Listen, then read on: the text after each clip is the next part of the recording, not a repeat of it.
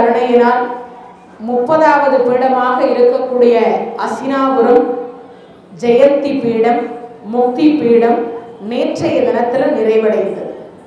இன்றைய தினத்தில் 31வது பீடம். இன்றைய தினத்தில் நம்மளுடைய ஆலய உளவார தொண்டு சீர்திருத்த கூட்டம் இந்த மார்கழி மாசத்தினுடைய தொடர் சொற்பொழிவு 31 ஆண்டு காலம். அதே மாதிரி இன்றைய தலைப்பு 31வது சக்தி பீடம். ரொம்ப அற்புதமான ஒரு சக்தி பீடம். நம்மளுடைய ஸ்டேட்ல இருக்கக்கூடிய சக்தி பீடம். ஏன்னா நம்ம ஸ்டேட்ல இருக்கு, அதர் ஸ்டேட்ல இல்லை. அதாவது தமிழகத்தில் கொங்கு நாடு அப்படின்னு சொல்லக்கூடிய நாட்டில் ஒரு குன்றின் மீது இந்த தலம் இருக்கின்றது. சாயா பீடம் என்பது இதனுடைய பெயர். லலிதா பீடம் அப்படின்னு சொல்லக்கூடிய பெயர்ல லலிதாம்பிகை அப்படிங்கிற பெயர்ல அம்பாள் வீற்றிருக்கின்றால். அப்படிப்பட்ட ஒரு இடம்தான் ஈங்கோய் மலை. ரொம்ப அற்புதமான ஒரு தலம். 51 சக்தி பீடத்தில் ஈங்கோய் மலையும் ஒரு சக்தி பீடம்.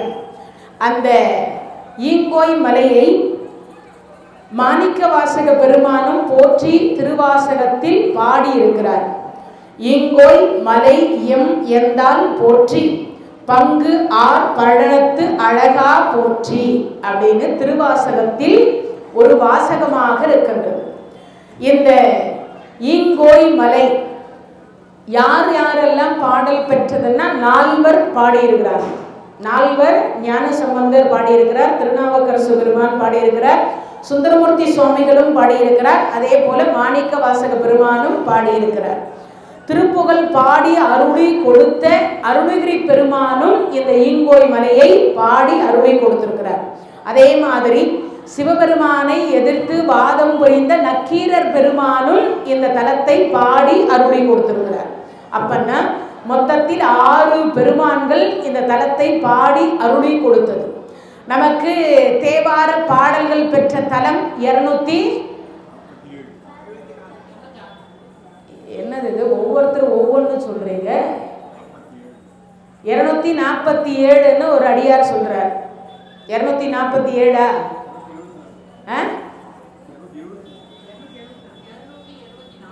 274 அதான ஒரிஜினல் இல்ல கம்மியா?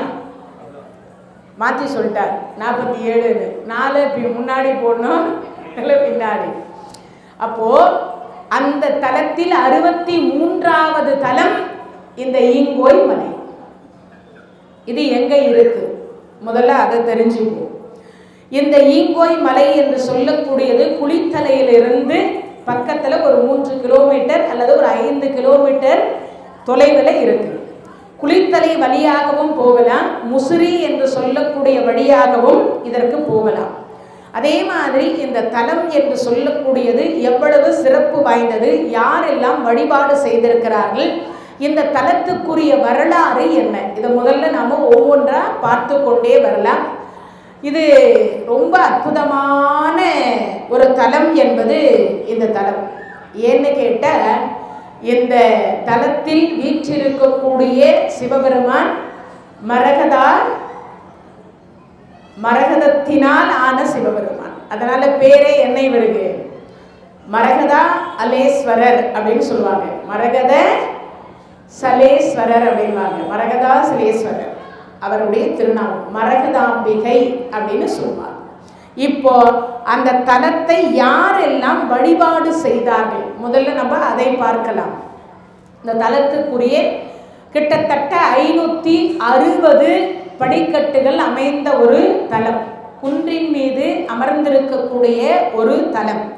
ரொம்ப சுவாரஸ்யமான முதல்ல வழிபாடு செய்தவர் நமக்கு பழனி முருகப்பெருமானை நமக்கு செய்து அருளி கொடுத்த போகர் என்று சொல்லக்கூடியவர் இந்த தலத்தை வழிபாடு செய்திருக்கிறார். யார் வழிபாடு செய்தது? போகர். அது மட்டும் இல்லை, இந்த ஈங்கோய் மலையில் மலை அடிவாரத்தில் இந்த ஈஸ்வரனை தரிசிப்பதற்கு முன்னாடி முதல்ல எடுத்த உடனே யாரை தரிசிக்க போறீங்க அப்படின்னா இந்த போகரைத்தான் தரிசிப்பனம் செய்கிறோம். போகராக இருக்கக்கூடியவர் கையில ஓலை சுவடியோடு நமக்கு காட்சி கொடுக்கிறார் மலை அடிவாரத்தில். அப்பேற்பட்ட ஒரு சிறப்புக்கு உரிய ஒரு தலம். இன்னொன்று, இந்த போகர் ஏன் வழிபாடு செய்தார் ஒரு கேள்வி வரும் இல்லையா? அந்த தலத்தில் இருந்துதான் முருகப்பெருமானுக்கு இறுதி வடிவம் கொடுத்த தலம் அந்த தலம். கைத்தட்டுங்களேன். பழனி முருகனை நீங்கள்லாம் வழிபாடு செய்கிறீங்க இல்லையா? அந்த பழனி முருகனை நவபாசானத்தினால் அமைத்து அதற்கு பிறகு அதை முழுமையாக ஆக்குவதற்காக இந்த ஈங்கோய் மலை என்று சொல்லக்கூடிய இறைவனை வழிபாடு செய்ததற்கு பிறகுதான் அந்த நவபாசானத்தினால் ஆன முருகப்பெருமானை முழுமை அடைய செய்தார் இந்த போகர். அப்பன்னா அந்த தலத்துக்கு எவ்வளவு சிறப்பு இருக்கணும்னு பார்க்கணும். அப்போ பழனிக்கு முன்னாடியே இந்த ஈங்கோய் மலை இருந்திருக்கு அப்படிங்கிறது இதுல இருந்து உங்களுக்கு புரிஞ்சிருக்கும்னு நினைக்கிறேன். அதே மாதிரி இன்னொரு விஷயம், இந்த போகர் என்று சொல்லக்கூடியவர் அந்த தலத்தில் இருந்து இறுதி வடிவம் கொடுத்தார்னு சொன்னேன் இல்லையா? ஆரம்பிக்கின்ற பொழுதே இந்த இறைவனை வழிபாடு செய்துதான் ஆரம்பித்ததாகவும் ஈங்கோய் மலையினுடைய வரலாறு சொல்லுகிறது. அப்போ அவ்வளவு சிறப்புக்கு உரிய ஒரு தலம் எது? இந்த ஈங்கோய் மலை. சரி, இந்த ஈங்கோய் மலையில போகர் வழிபாடு செய்தார்.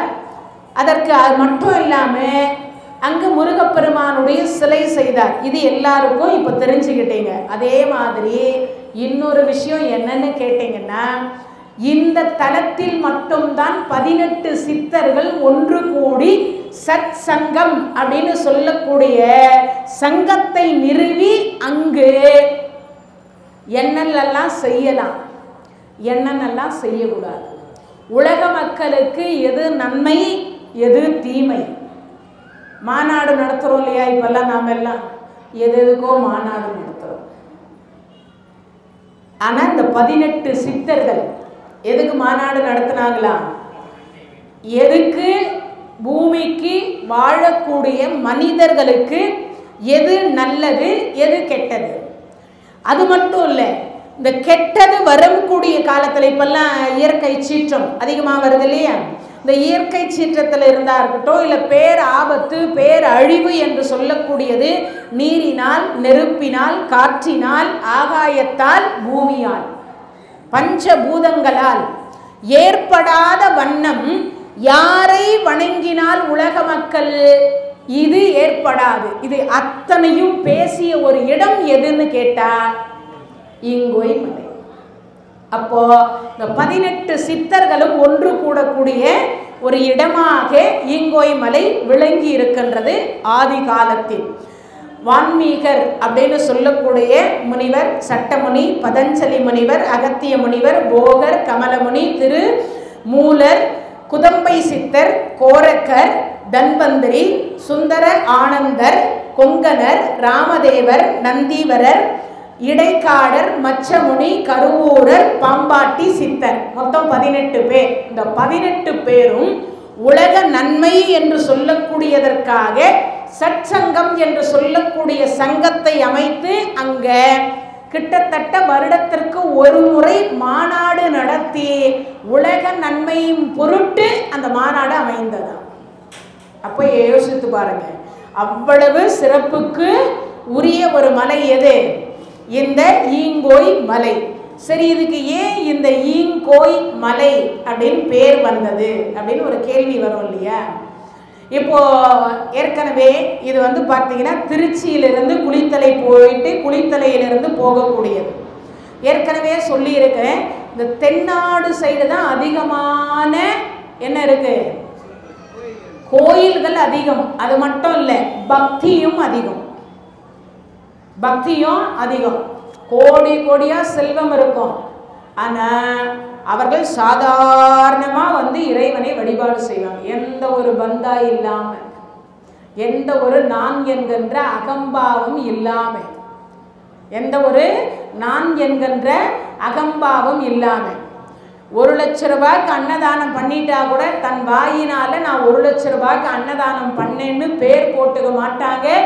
தன் பெயரை கூட வெளியில சொல்ல மாட்டாங்க. அப்படி இருந்தாங்க ஒரு காலத்தில். ஆனால் இப்பெல்லாம் டீப் லைட் போட்டால் கூட பேர் எழுதி வச்சுக்கிறாங்க, உபயம் அப்படி. ஆமாம், ஃபேன் வாங்கி கொடுத்தா கூட பெரிய கொட்டை எழுத்துல அந்த ஃபேனே தெரியாத மாதிரி ஒரு விளம்பரம். ஆனால் அந்த காலத்தில் அவ்வளவு தொண்டு செய்திருக்கிறார்கள். அப்படி தொண்டு செய்யக்கூடிய ஒரு சிறப்பு தென்னாட்டுக்கு உண்டு. அப்போ அகத்தியருக்கு ஒரு ஆசை, எல்லா தலத்தையும் அந்த தென்னாடு பகுதியில் இருக்கக்கூடிய எல்லா தலத்தையும் ஒவ்வொரு தலமாக தரிசனம் செய்து கொண்டே வந்தார். இந்த ஈங்கோய் மலைக்கு வருகிற பொழுது நட சாத்திட்டு இருந்தது. மனசு ரொம்ப வருத்தம். அதுவோ மலை மேல இருக்கு, திருப்பி கீழே 560 படி இறங்கி கீழே வரணும். அந்த 560 படி இறங்கி கீழே வருவதற்கு திருப்பி வந்துட்டு திருப்பி போகணும். அதை விட இன்னொரு சிறப்பு என்னன்னா, இந்த ஒரு தலத்துக்கு ஒரு குறிப்பிட்ட நேரம் காலம்னு ஒதுக்கி இருப்பார் அகத்தியர். இப்போ அதை விட்டுட்டா இன்னும் ஒரு 2 தலம் எக்ஸ்ட்ரா பார்க்கலாம். ஏன்னா நாமெல்லாம் என்ன நினைக்கிறோன்னா, எக்ஸ்ட்ரா 2 இட்லி சாப்பிடுவோமான்னு யோசிக்கிறோம். உண்மை இல்லையா? ஆமாம். காத்தால் ஆரம்பித்தா எதுலேருந்து, காலையில் இந்த காஃபி பெட் காஃபி ஆரம்பிக்கிறதுலேருந்து நைட்டு தூங்கிறதுக்கு முன்னாடி, ஏம்மா எதனா கிடைக்குமா, என்னங்க இப்போ தான் டிஃபன் சாப்பிட்டீங்க, ஒன்றும் இல்லை லைட்டாக கொஞ்சம் எது டீயோ காஃபியோ பால் ஏதோ கொஞ்சம் சாப்பிட்டா தான் தூக்கம் வரும், இல்லைன்னா வர. அது மாதிரி ஒரு பழக்கம் பண்ணிக்கிறோம். அதுக்கு தான் நம்மெல்லாம் பழக்கப்படுத்தி இருக்கிறோம். அகத்தியர் எதற்கு பழக்கப்படுத்தி இருக்கிறார்னா, இந்த பூமிக்கு ஒரு முறை அவர் கீழே இறங்கி வந்தால் இந்த உலகத்தில் எத்தனை ஆலயம் இருக்கோ அத்தனை ஆலயத்தையும் தரிசனம் செய்துட்டு வந்தோம். ஆனால் நாம் எல்லாம் பக்கத்தில் இருக்கிற கோயிலுக்கு போனோம்னாவே நமக்கு கஷ்டம். பக்கத்தில் இருக்கிற கோயில் போனோம்னாவே கஷ்டம். சிவராத்திரினா கூட்டம் அழியும். அன்றைக்கி ஒரே ஒரு நாள் முடிச்சுட்டு வந்தோம். இன்றைக்கி என்ன நாள்? வைகுண்ட ஏகாதசி. எல்லாருக்கும் ஒரு எண்ணம் என்னது, அந்த சொர்க்கவாசல் வழியாக போய் பெருமாளை நம்ம பெருமாளை தரிசனம் பண்ணிட்டா நமக்கெல்லாம் பாயிண்ட் டு பாயிண்ட் மாதிரி சொர்க்கம் கிடச்சிடும் அப்படின்னு எல்லாருக்கும் ஒரு மனசுக்குள்ள ஒரு எண்ணம். பெருமாள் கொடுப்பாரா? ஆணவ மலம், கண்ம மலம், மாய மலம், இந்த 3 மலம் அப்படின்னு சொல்லக்கூடியதை மனிதர்கள் நீக்கி எந்த ஒரு ஜீவன் அப்படின்னு சொல்லக்கூடியதற்கும் தீங்கு விளைவிக்காமல், யார் மனதையும் நோகடிக்காமல், பொய் சொல்லாமல், ஏமாத்தாமல், திருடாமல் இப்படியெல்லாம் வாழ்ந்து இறுதியாக இறைவா உன் திருவடியினுடைய சரணாகதி அடையலாம்னு நான் நினைத்திருக்கேன்னு சொல்லி அந்த வாசல் வழியாக போய் பெருமாளை தரிசனம் பண்ணா, கொஞ்ச நேரத்துக்கு முன்னாடி 1000 பொய் அவ்வளவும் பேசிடுது. அதை விட அந்த பெருமாள் கோயிலுக்கு போகும்போதே ஒருத்தருது யாரோ பாவம் வயசானவருது ஒரு 500 ரூபாய் கீழே விழுந்துருச்சு. அந்த பெரியவர் தேடிட்டு இருக்கிறாரு. இதை எடுத்து ரகசியமாக பாக்கெட்டில் போட்டு, பெருசு என்ன தேடுற? இல்லை, ஏதோ எந்த காசு இருந்தது கீழே விழுந்துடுச்சு, அதை தான் தேடுறேன். அப்படியா? நல்லா தேடி பாரு, இங்கே ஒன்றும் எதுவும் விழுந்த மாதிரி தெரியலையே அப்படின்னு சொல்லிட்டு நேராக பெருமாள் கிட்ட போனால் பெருமாள் சொர்க்கமாக கொடுப்பாரு, நரகத்தில் கூட இடம் கொடுப்பாரான்னு தெரியல. அப்படிதான் இப்போல்லாம் நாமெல்லாம் என்ன நினைக்கிறோன்னா, பணத்துக்காக என்ன செய்தாலும் தவறில்லை அப்படிங்கிற ஒரு நிலைக்கு நாம் எல்லாம் தள்ளப்பட்டிருக்கிறோமா, இல்லை நம்ம மனம் அதுக்கு அடிமையாயிடுச்சான்றது தெரியல, அந்த மாதிரி போயிடுச்சு. அதனால நாம் எல்லாம் என்ன நினைக்கணும் அப்படின்னு அகத்தியர் இந்த இடத்துல சொல்றார். என்ன நினைக்கணும்? பூமியில் இருக்கின்ற வரைக்கும் இறைவனை தொழுணுமா, இறைவனை தொழுது பெறணும், அழுது பெறணும். என்ன சொல்றார்? தொழணும், இல்லைன்னா அழணுமா. யார்கிட்ட? கடவுள்கிட்ட. நினைந்து நினைந்து எது நினைந்து நினைந்து உணர்ந்து உணர்ந்து நெகிழ்ந்து நெகிழ்ந்து ஊற்றிடும் கண்ணீர் அதனால் உடம்பு நனைந்து நனைந்து. நான் சொல்லலை, வள்ளலார் சொல்ற. நினைக்கிறப்போ கண்ணில் ஆனந்த கண்ணீர் வரணுமா. என்ன கண்ணீர் வரணும்? ஆனந்த கண்ணீர் வரணும். அப்ப அந்த ஆனந்த கண்ணீர் வருவது போல இறைவனை நாம பார்க்கணும். அப்படியா பார்க்கிறோம்? போன உடனே பெரிய லிஸ்ட் கொடுக்குறோம், உண்டா இல்லையா? அகத்தியர் சொல்றாரு இந்த இடத்துல, என்ன சொல்றார்? இந்த பிறவி, இப்பிறவி போனால் எப்பிறவி வாய்க்குமோ தெரியாது இறைவன். இந்த பிறவியில் இருக்கின்ற பொழுதே பூமியில் எவ்வளவு ஆலயம் இருக்கின்றதோ அத்தனையும் நான் தரிசனம் செய்தேன். நாம் எல்லாம் கூட நாளையிலிருந்து இன்னையிலிருந்தே பக்கத்தில் சின்ன சின்ன சென்னையில் என்னென்ன ஆலயம் இருக்கு, எவ்வளவு பெரிய ஆலயம் இருக்கு, எவ்வளவு சிறிய ஆலயம் இருக்கு. மயிலாப்பூர் போனால் அங்கே எத்தனை ஈஸ்வரர் இருக்கிறாங்க? கபாலீஸ்வரர், வெள்ளீஸ்வரர், வாலீஸ்வரர், அப்புறம் கார்ணீஸ்வரர், 4 பேர் சொல்லிக்கிறீங்க. அப்புறம் மோட்சபுரீஸ்வரர், தீர்த்தபுரீஸ்வரர், அதுக்கப்புறம் 7 ஈஸ்வரர் இருக்கிறாங்க. இன்னும் ஒருத்தர் யார் இது?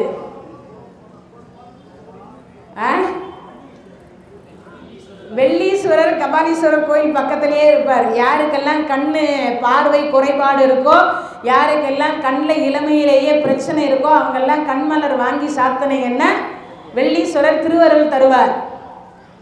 வெள்ளீஸ்வரர் திருவருள் தருவார். சுக்ராச்சாரியார் என்று சொல்லக்கூடிய நவகிரகத்தில் ஒருவராக இருக்கக்கூடிய சுக்ராச்சாரியார் தன் கண்ணு அங்க போய் தான் சரியானது. அவர் கையினால் பிரதிஷ்டை செய்யப்பட்டதனால தான் அவருக்கே பேரு வெள்ளீஸ்வரர்னு பேரு. எல்லாம் தெரிஞ்சு வச்சுக்கணும். ஒற்றீஸ்வரர் மொத்தம் 7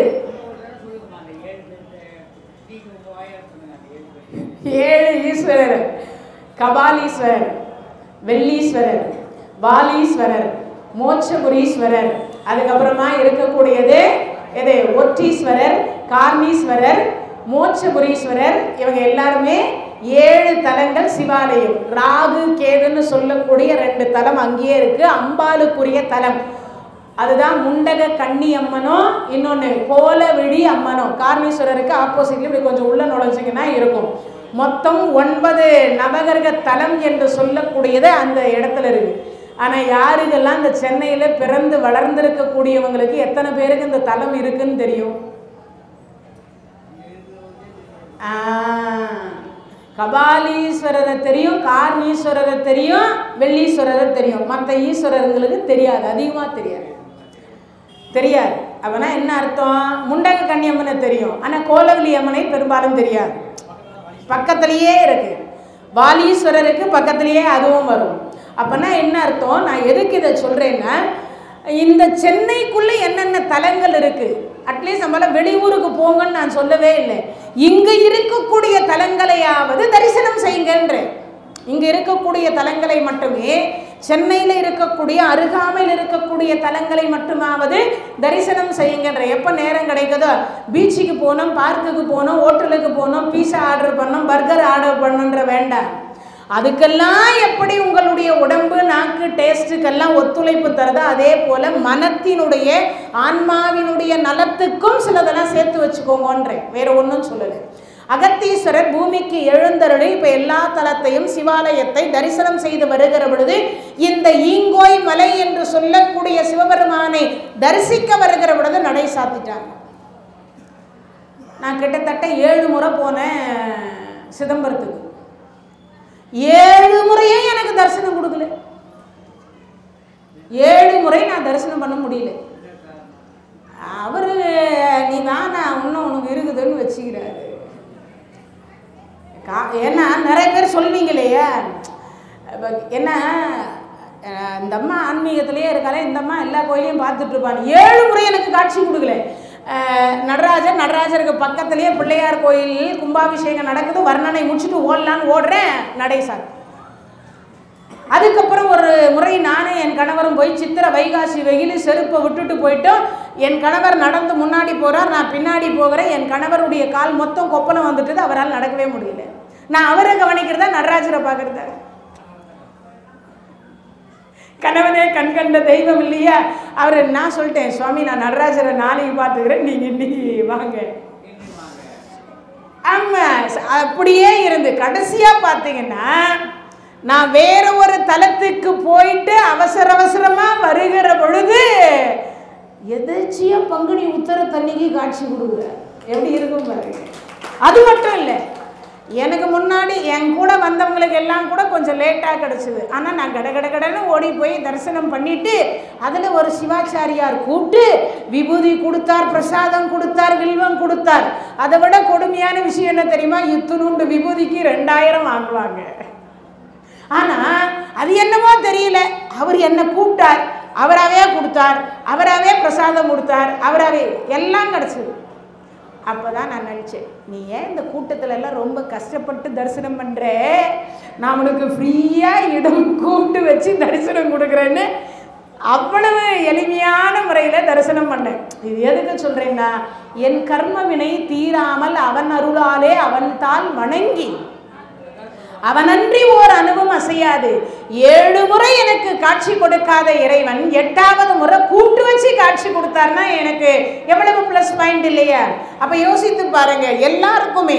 அதனால அகத்தியர் இங்கே நினைக்கிறார், சுவாமி உங்களை பார்க்கணும்னு நான் வந்துட்டு இவ்வளவு படியும் ஏறி விட்டு என்னால் இப்போ பார்க்க முடியலையேன்னு அப்படியே உட்கார்ந்துருக்கிறார். எங்க நடை சாத்திட்டாங்க, அந்த வாசப்படியில் உட்கார்ந்துருக்கிறார். உட்காந்து பார்த்தார்.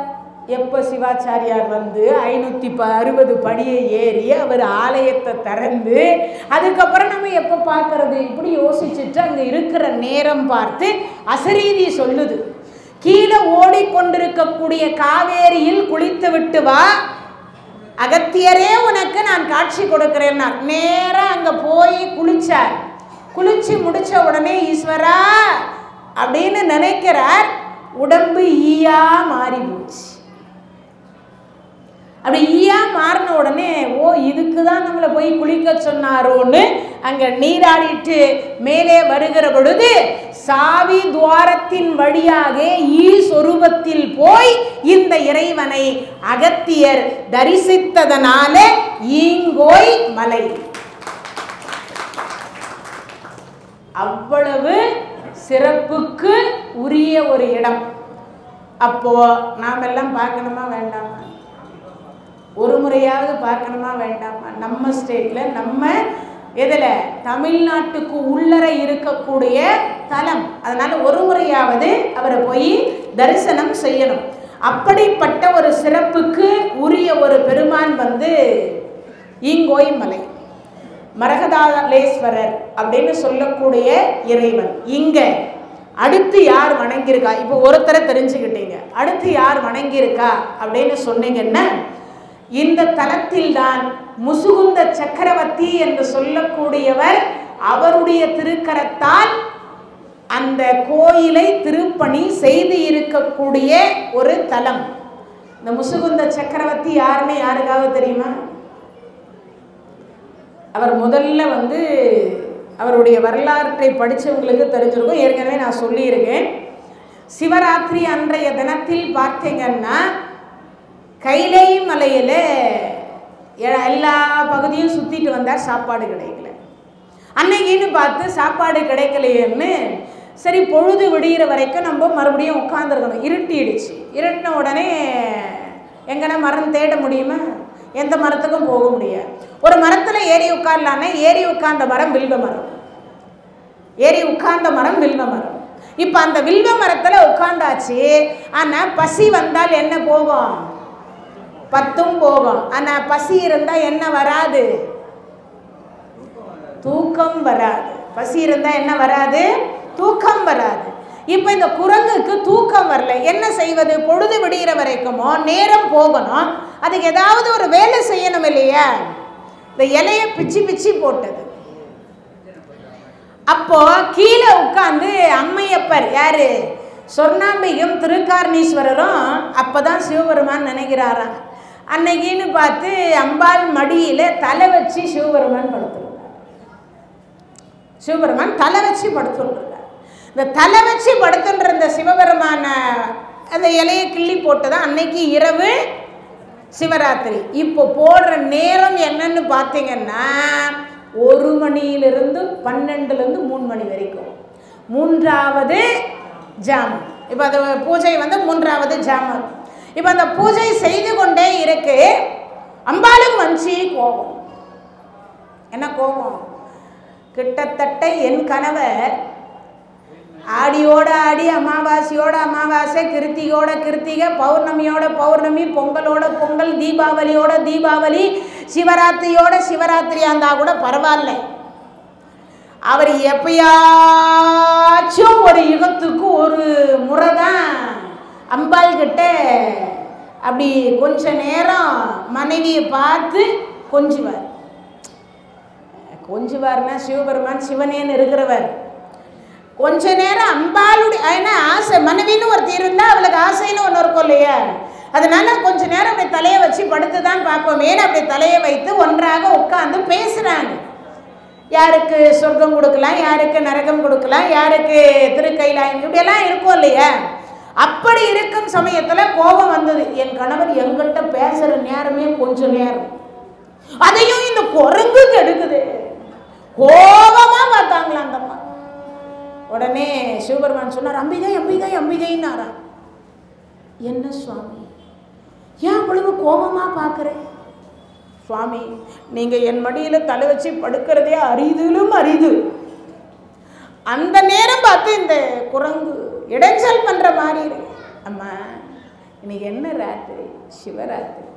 நான் என்ன செய்யணும்? உலக மக்கள் 84 லட்ச யோனி வேதத்திற்கும் திருவருள் புரியணும். ஆனால் என் மேலே என்ன விழுந்தது நல்லா பார்த்தியா? சுவாமி வில்வம். அது யாருக்கு பிடிக்கும்? நம் இருவருக்கும் பிடிக்கும். நம் இருவருக்கும் பிடிக்கும். அம்பாளுக்கு யாராவது வில்வம் சாத்துறீங்களா? நான் இருவருக்கும் பிடிக்கும்ன்ற நீங்கள் எல்லாம் மண்டையாட்டுறீங்க. ஏதோ பெரியவங்க நீங்கள் சொல்கிறீங்க, நாங்களும் மண்டையாட்டுறோம். ஓ, அப்பாக்குள்ளேயே அம்மா இருக்காங்க. ஆனால் அங்கே இருக்கிறது சிவலிங்கம் தானே இருக்குது.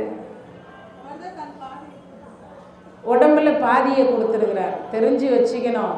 தரிசித்தால் மட்டும் போதாது, புராணம் தெரிஞ்சால் மட்டும் போதாது, தெரிஞ்சு வச்சுக்கங்க. கீழே இருக்கக்கூடிய ஆவுடை என்று சொல்லக்கூடியது அம்பாள். கீழே நீங்கள் பால் அபிஷேகம் பண்ணுறீங்களே, அந்த ஆவுடை என்று சொல்லக்கூடிய நீர் வழிகிறதல்ல, அதுக்கு வரைக்கும் கீழே இருக்கக்கூடியது அம்பாள். மேலே இருக்கக்கூடிய லிங்க சொரூபம் மட்டும்தான் சிவபெருமான். இது தெரிஞ்சு வச்சுக்கணும் எல்லாரும். என்ன ஏதோ கதை கேட்குறோன்னு கேட்கக்கூடாது. வழிபாட்டு முறைகளை முழுமையாக தெரிந்து வழிபாடு செய்தால் நமக்கெல்லாம் அவ்வளவு புண்ணியம் கிடைக்கின்றது. அதனால் கீழே இருக்கக்கூடிய ஆவுடை என்பது சிவபெருமானை அம்பாள் தாங்கி சக்தியாக இருந்து தாங்கி பிடித்து கொண்டிருக்கிறார். மேலே இருக்கக்கூடிய லிங்க சொரூபம் இறைவனுக்குரியது. அப்போ அர்த்தநாரீஸ்வரர் அந்த கோலத்தில் தானே இருக்காங்க இப்போ.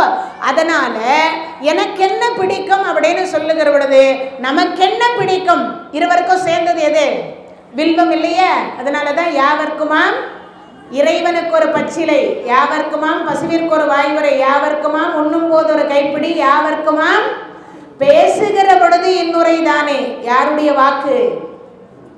திருமூலருடைய வாக்கு. அப்படின்னா என்ன பண்ணுவாங்க? இறைவனுக்கு ஒரு பச்சிலை. எல்லா கடவுளுக்கும் ஒரு இலை இருக்கு, எல்லா கடவுளுக்குமே ஒரு இலை இருக்கு. சிவபெருமானுக்கு என்ன இலை? வில்வம். அம்பாளுக்கு வேப்பிலை. அதுக்கப்புறம் திருமாலுக்கு துளசி. விநாயகருக்கு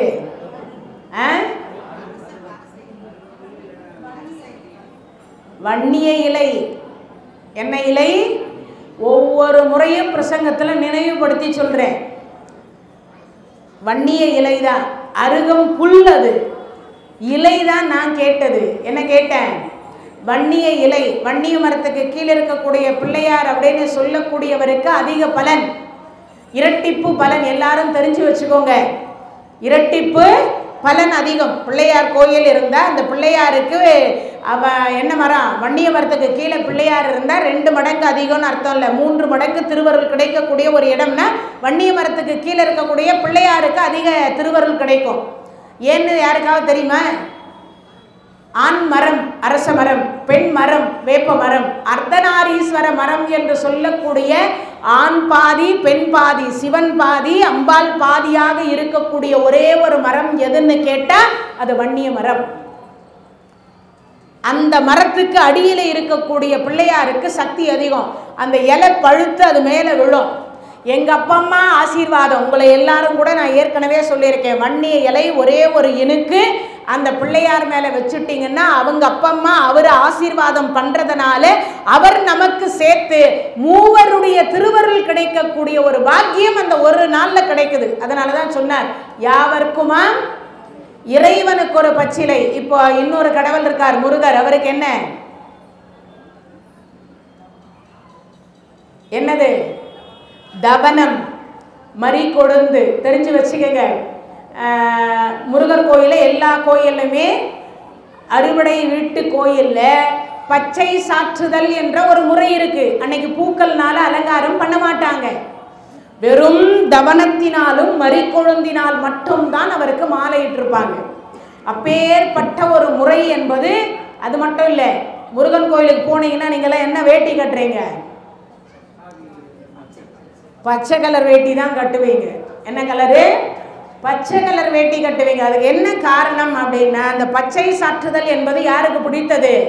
முருகப்பெருமானுக்கு ரொம்ப பிடித்தமான ஒன்று. அதனால முருகர் கோயிலுக்கு போனீங்கன்னா ஒரு கட்டு தவனம் வாங்கிட்டு போய் கொடுத்தீங்கன்னா அவ்வளவு சிறப்பாக மகிழ்ச்சி அடைந்து அவ்வளவையும் தருவாராம். அப்பேற்பட்ட வாசனை மிகுந்த மறிக்கொழுந்தும் தவனமும் அவருக்கு ரொம்ப பிடிக்கும். அதனால தான் சொன்னது, யாவர்க்குமா இறைவனுக்கு ஒரு பச்சிலை, யாவர்க்குமா பசுவிற்கு ஒரு வாய் உரை. ஒரு கட்டு அகத்திக்கீரையை வாங்கி இறைவனுக்கு கொடுக்கலாம். அதே மாதிரி சாப்பிட்றதுக்கு முன்னாடி காக்காய்க்கு, நாய்க்கு, பசுவுக்கு அல்ல எதுக்குமே இல்லைன்னா கூட அரிசி மாவினால் கோலம் போட்டு, இல்லைன்னா எறும்பு புற்று இருக்கக்கூடிய இடத்திற்கு வரினர்க்கு என்றும் நொய்யில் பிளவல வேணும் பகிர்மிங்கள் நுங்கட்கு உதவா வெறும் உடம்பின் நிழல் போல் கையில் பொருளும் உதவாது காணும் கடைவலிக்கே. நான் சொல்லல, யார் சொல்றா?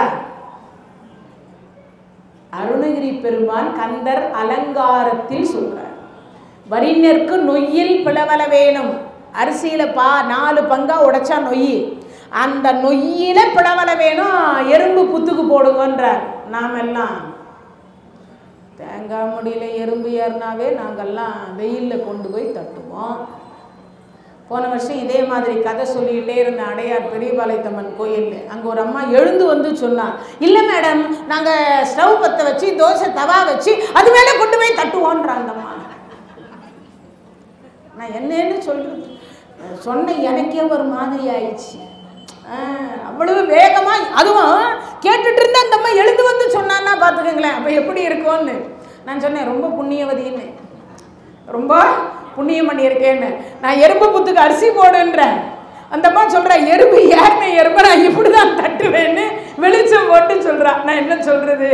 சரி, இப்படியும் சில ஜீவன்கள் இருக்கிறதுன்னு நம்ம நினச்சிக்க வேண்டியதுதான். அது மாதிரி இங்கு அவ்வளவு சிறப்புக்கு உரிய ஒன்று இந்த இலையில கிடைக்குது.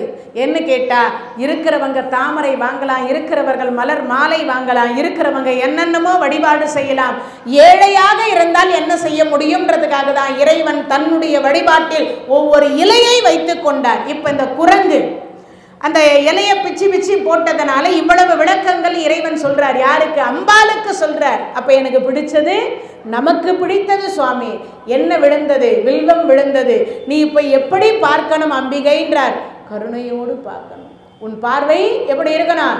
கருணையோடு இருக்கணும். இப்ப அம்பாள் எப்படி பார்த்தாங்களா? கருணையோடு பார்த்தாங்களா?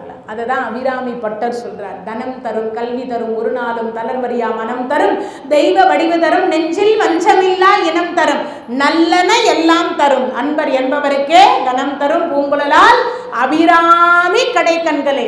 அம்பாளுடைய கடைக்கண் பார்வை பட்டுவிட்டால் என்ன கிடைக்குமா? தனம் தரும், கல்வி தரும், ஒரு நாளும் தளர்வரியா மனம் தரும், தெய்வ வடிவு தரும், நெஞ்சில் வஞ்சமில்லா இனம் தரும், நல்லன எல்லாம் தரும். உலகத்துல எத்தனை கோடி நல்லது இருக்கோ அத்தனை கோடி நல்லதும் தரவல்லது அம்பிகையினுடைய கடைக்கண் பார்வை.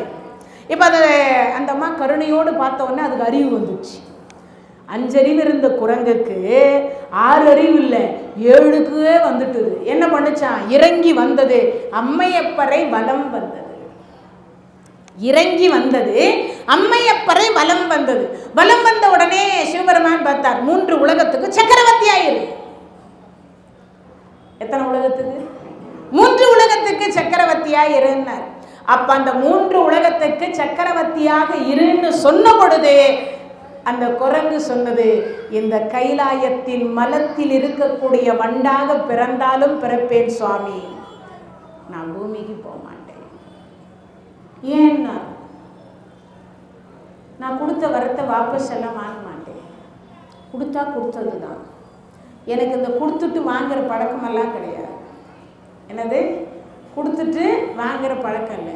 கொடுக்க மாட்டேன், லேசில் கொடுக்க மாட்டேன், கொடுத்தா வாங்க மாட்டேன்.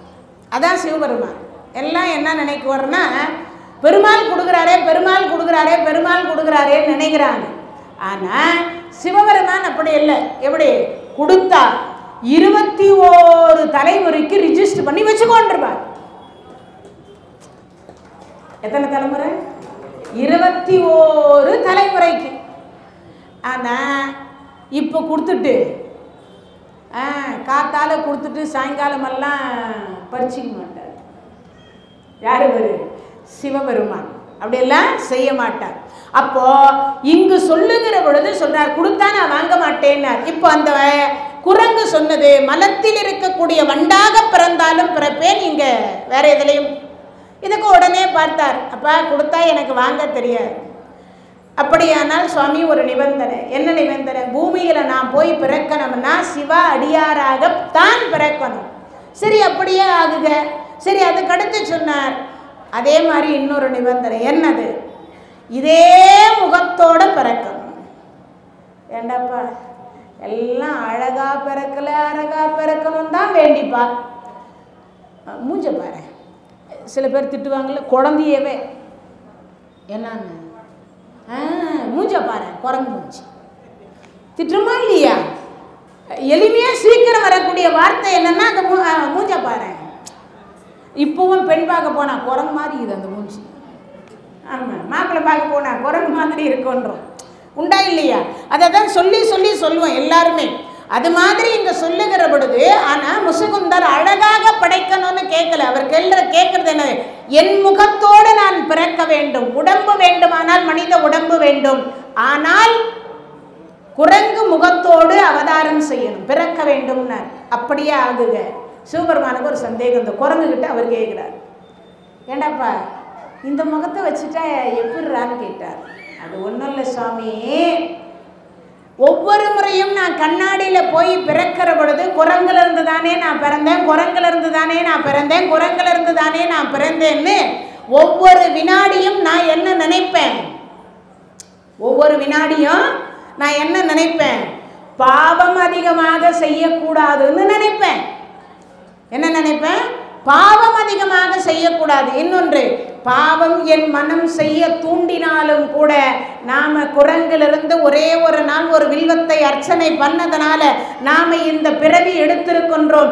அதனால் நல்லதை தான் செய்யணும்னு நல்லதை செய்வேன், நல்லதை பார்ப்பேன், நல்லதை கேட்பேன், நல்லதை மட்டுமே செய்வேன் அப்படின்னார். அதனால என்னுடைய பாவம் அதிகமாக நான் செய்ய மாட்டேன்னு சொன்னார். இதை கேட்ட அடுத்த வினாடி சொன்னார், அப்படியே ஆகட்டும். அப்படி சொல்லிட்டு கீழே இறங்கி பூமிக்கு வந்த பிறகு, பூமிக்கு கீழே இறங்கி வரார். அப்படி கீழே இறங்கி வந்து கரூரை தலைநகராக கொண்டு குளித்தலை பக்கத்தில் இருக்கக்கூடிய முசுரி என்று சொல்லக்கூடிய தலத்தில் இருந்துதான் என்ன பண்ணாரு? ஆட்சி என்கின்றதை முசுகுந்த சக்கரவர்த்தி செய்தார். அந்த குரங்காய் இறங்கி வந்தார் இல்லையா? அப்படி வந்தவருக்கு பசி கொஞ்சம் எடுத்தது. குரங்கு கூட்டங்கள் எல்லாம் அங்கே ஒன்று சேர்ந்தது. இந்த ஈங்கோய் மலை என்று சொல்லக்கூடிய மலையில் புளிய மரம் அதிகமாக இருந்தது. புளிய மரம் அதிகமாக இருந்தது. இந்த புளிய மரம் அதிகமாக இருந்ததுனால குரங்குகளுக்கு உணவு என்ன பண்ணுறதுன்னு தெரியாமல் இந்த புளியம்பரத்தை பறித்து பறித்து பறித்து நிறைய சாப்பிட்டுட்டுது. அப்போ இந்த குரங்குக்கு தண்ணி தாகம் எடுக்குது. புளி அதிகமாக சாப்பிட்டுட்டு தண்ணி தாகம் எங்கே தேடியும் தண்ணி கிடைக்கல. உச்சியில் இருக்கு, எங்கேயும் கிடைக்கல. கிடைக்காத பொழுது என்ன பண்ணுறதுன்னா, பக்கத்தில் இருந்தது ஒரு வில்வ மரம். அந்த வில்வ மரத்தில் போய் பார்த்தாக்கா ஒரு தேன் கூடு கட்டி இருந்தது. அந்த தேனை அழித்து பிழிஞ்சி அந்த குரங்கு குடிக்கிற பொழுது, அதை நக்கி சாப்பிட்ற பொழுது தேன் அழிச்சா என்ன பண்ணும்? கீழே பூமியில் சொட்டுமா? அப்படி சொட்டுகிற பொழுது கீழே ஒரு சிவலிங்கம் இருந்தது. அந்த சிவலிங்கம் தான் ஈங்கோய் மலையினுடைய மரகதாலேஸ்வரர். யாரு? மரகதாலேஸ்வரர் என்று சொல்லக்கூடிய அவர் அந்த கீழே இருந்தார். மரகதாம்பிகை உடனுரை மரகதாலேஸ்வரர் சொல்லக்கூடிய அவர் அங்கே கீழே இருந்தார். அப்போ அந்த கீழே இருந்ததனால இப்போ அந்த பூஜை செய்ய என்னது? தேனினால் அபிஷேகம். முன்ன ஃபர்ஸ்ட்ல வில்வத்தினால் அபிஷேகம், இப்போ தேன் அபிஷேகம். அப்போ அந்த அபிஷேகம் செய்துவிட்ட பிறகுதான் முசுகுந்த சக்கரவர்த்தியினுடைய அவதாரம் நிகழ்ந்தது. அப்போ அந்த தேன் அபிஷேகம் என்று சொல்லக்கூடியதை இந்த ஈங்கோய் மலை என்று சொல்லக்கூடிய இறைவனுக்கு நீங்கள் அபிஷேகம் செய்தீர்களே ஆனால் உங்களுக்கு என்ன கிடைக்குமா? தேனான வாழ்வு என்று சொல்லக்கூடியது கிடைக்கும். என்ன வாழ்வு கிடைக்குதா? தேனான வாழ்வு கிடைக்குதா? தேன் எவ்வளவு சுவையாய் இருக்குமோ அந்த அளவு சுவையாய் இருக்கும். இன்னொரு விஷயம் என்ன இருக்கு? தேனுக்குரிய குணாதிசயம் என்ன? கெட்டு போகாது. சரி, இன்னொன்னு இல்லையே. கைத்தட்டுங்க. தானும் கெடாது, தன்னை சார்ந்தவர்களையும் கெடவிடாது. அதான் தேனுடைய குணாதிசயம்.